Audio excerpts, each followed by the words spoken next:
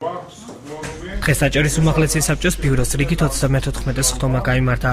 დეპუტატებმა საკანონმდებლო ორგანოს 2014 წლის ბიუჯეტის დამტკიცებაზე იმსჯელეს. დაპირისპირება უმაღლეს საბჭოში მანდატური სამსახურის შემოღების განხილვას მოჰყვა. უმაღლეს საბჭოს პლენარული სხდომის მიმდინარეობისას ვის შეუძლია იყოს დარბაზში.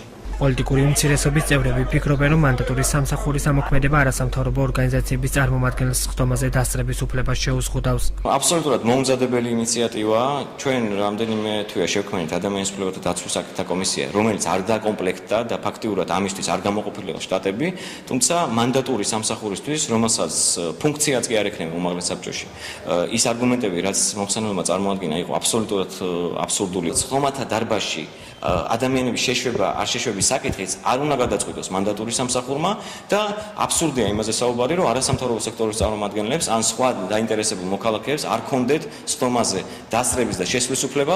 მანდატური სამსახურის შემოღების ინიციატივის წინააღმდეგია ასევე კოალიცია ქართული ოცნების წევრი გიორგი მასალკინი.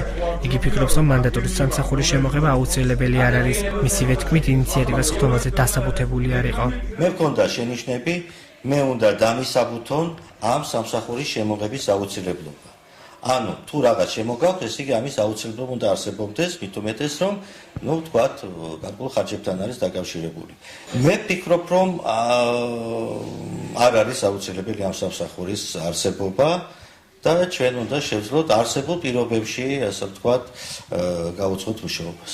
მანდატური სამსახურის საჭიროება უმაღლეს საბჭოში ყოველთვის არსებობდა, აცხადებს ალექსანდრე ჩიტიშვილი. უმაღლესი საბჭოს საფინანსო საბიუჯეტო კომისიის თავმჯდომარის ინიციატივას დასაქმებისკენ მიმართულ ნაბიჯად მიიჩნევს. ვფიქრობ, რომ ამ სამსახურის შექმნა აუცილებლობა იდგა ყოველთვის, უბრალოდ არ ქონდათ ამის ალბათ სურვილი შეექმნათ, სამსახური უნდა შეიქმნას. ამ სამსახურის შექმნით რეგულირდება პროცესები სხდომათა დარბაზში, კომისიებში, რეგულირდება არქივებთან საბჭოს დარბაზზე დერეფნებში სიტუაცია. ამ სამსახურის შექმნის საშუალებით 4 ადამიანს ვასაქმებთ უმაღლეს საბჭოში. ეს არის დასაქმებისკენ მიმართული კიდევ ერთი ნაბიჯი.